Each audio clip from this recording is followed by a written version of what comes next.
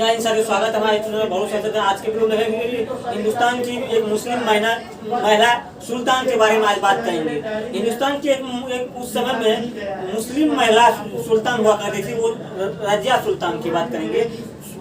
1206 ईस्वी में मोहम्मद गौरी ने अपने जीते हुए क्षेत्र पर मोहम्मद गौरी ने जब भारत पर हमला किए थे, उस समय 1206 ईस्वी में वो अपने जो क्षेत्र जीते हुए थे उस क्षेत्र को अपने ही गुलाम को उन्होंने जो है दे करके, यानी कि कुतुबुद्दीन ऐबक को उन्होंने सौंप करके वो वापस चले गए। यानी जब मोहम्मद गौरी आए थे तो वो पूरी भारत पर जो आपने जितना क्षेत्र पर उन्होंने कब्जा किए थे वो अपने ही गुलाम कुतुबुद्दीन ऐबक को जो है वो सौंप करके चले गए। 1206 ईस्वी की बात है। उसके बाद क्या हुआ कि गुलाम वंश उस समय में जो है गुलाम वंश का ही एक नींव पड़ी थी। यानी कि जब कुतुबुद्दीन ऐबक ने अपने गुलाम को मोहम्मद गौरी ने अपने गुलाम कुतुबुद्दीन ऐबक को जब वो सौंप पर चली गई थी तो वहीं से जो है गुलाम वंश का शुरुआत हो गया था। और गुलाम वंश में कुतुबुद्दीन ऐबक की सबसे होशियार बेटी थी।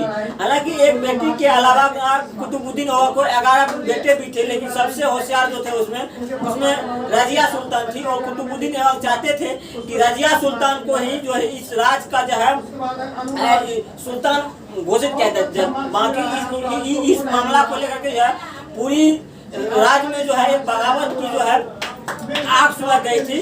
और वो आग सुलगने के बाद क्या हुआ, उसके मानी कि कुतुबुद्दीन ऐबक की जो पत्नी थी वो भी नहीं चाहती थी कि रजिया सुल्तान को जो है इस राज का सुल्तान बनाया जाए। उसका गुलाम वंश की नींव जब पढ़ने पड़ी तो 1210 ईस्वी में घुड़सवारी, यानी कि कुतुबुद्दीन ऐबक की मृत्यु जो है 1210 ईस्वी में घुड़सवारी करते हुए जब घोड़े से गिर करके जो है कुतुबुद्दीन ऐबक की मृत्यु होती है। उसके बाद उसके मृत्यु होने के बाद कुतुबुद्दीन ऐबक की जब मौत होती है, उनके बाद उनके ही बेटे गद्दी पर बैठ जाते हैं। कुतुबुद्दीन ऐबक के बेटे जो है वो गद्दी पर बैठ जाते हैं।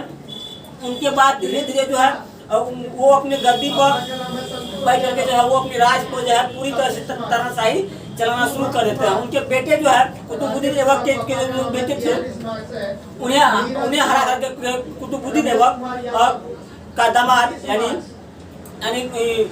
गुलाम गद्दी पर ही बैठ जाते हैं। गुलाम वंश गद्दी पर बैठ गया इल्तुतमिश ऐबक वंश का। इल्तुतमिश यानी कि इल्तुतमिश वो थे जो कुतुबुद्दीन ऐबक के दामाद यानी कि कुतुबुद्दीन ऐबक के गुलाम थे। देखिए हर यहाँ पर समझिए ये बात को कैसे होता है। कुतुबुद्दीन ऐबक की जो बेटी थी ये इल्तुतमिश उन्हीं के राज में जो है एक गुलाम के रूप में रहते थे। उनके यानी कि एक नौकर के रूप में उन्हें काम करते थे, लेकिन उनकी बेटी से ही उन्हें जो है प्यार मोहब्बत हो गया, जिस कारण से बाद में मजबूरन शादी करना पड़ा। इसी लेकर के जो है उन्हें ही कुतुबुद्दीन इल्तुतमिश के जो ये दामाद थे उन्होंने बाद में अपना गद्दी पर बैठ गया। इस तरह से कुतुबुद्दीन ऐबक और गुलाम वंश का जो है सिलसिला चलते रहा था। इल्तुतमिश इसने उन्हें द्वारा पूरा हरा दिया। उसके बाद हुआ क्या था, इल्तुतमिश यानी कि कुतुबुद्दीन ऐबक ने तो डाली थी उनका इल्तुतमिश जो है इल्तुतमिश उन्हें पूरा यानी देखिए कुतुबुद्दीन ऐबक आज भी दिल्ली में है, कुतुब मीनार है। कुतुब मीनार का जो नींव है वो कुतुबुद्दीन ऐबक ही डाले थे, जो अभी दिल्ली में है। कुतुबुद्दीन ऐबक डाले थे, लेकिन उन्हें पूरा जो है कुतुबुद्दीन ऐबक के जो दामाद है वो उन्होंने उन्हें पूरा किए थे। इल्तुतमिश उन्हें पूरा किए थे। हालांकि आज भी वो है एक दर्शक वहाँ पर कई सारे दर्शक जाते हैं देखने के लिए कुतुब मीनार। कुतुब मीनार उस इतिहासकार से बनी 1206 से 1210 ईस्वी के बीच की बात है। उनके बाद इल्तुतमिश रजिया सुल्तान की बेटी यानी कि ये जो था कुतुबुद्दीन ऐबक था, ये अपने बचपन से ही अपनी बेटी को घुड़सवारी करना, युद्ध के मैदान में यानी कि तलवार चलाना, ये सारी शिक्षा उन्हें दे रखी थी। रजिया सुल्तान ने क्या की, जब उनके बेटे से हो रहा राज नहीं संभले यानी पूरी राज में बगावत हो गई, उनके बाद रजिया सुल्तान ने क्या किया यानी कि कुतुबुद्दीन ऐबक को 12 बेटे के अलावा एक रजिया सुल्तान उनकी बेटी थी। उनके बाद इल्तुतमिश की बीवी जो है शाहरुख खान का भी मानना था कि रजिया सुल्तान नहीं बन के उनके बेटे को ही सुल्तान बनाया जाए। लेकिन इल्तुतमिश को पूरा पता था कि ये राजपूत जो है एक रजिया सुल्तान ही एक ऐसी बेटी थी। पूरे इतिहास काल में सबसे योग अगर माना जाए तो वो रजिया सुल्तान ही थी। 1236 ईस्वी में महिला रजिया सुल्तान ने को सुल्तान बनाया गया था। 1236 ईस्वी में महिला रजिया सुल्तान को राज का सुल्तान बनाया गया था। उनके बाद जब हुआ क्या था कि रजिया सुल्तान के जो विरोधी थे वो भी रजिया सुल्तान के खिलाफ एक बगावत छिड़ रहे थे। पूरा राज में अपनी पूरा फौज तैयार करके रजिया सुल्तान पर हमला कर दिया। रजिया सुल्तान ने क्या किए थे कि ये अपनी फौज के साथ उन्हें जो है सबको पकड़ पकड़ के काफी उन्हें खुलेआम कत्ल करवा दिए थे। उस समय की बात है। उनके बाद क्या हो रहा था कि रजिया सुल्तान ने अपनी नकली चेहरा लगा करके जो है वो एक हल चला रहे थे किसान। वहाँ पर गए।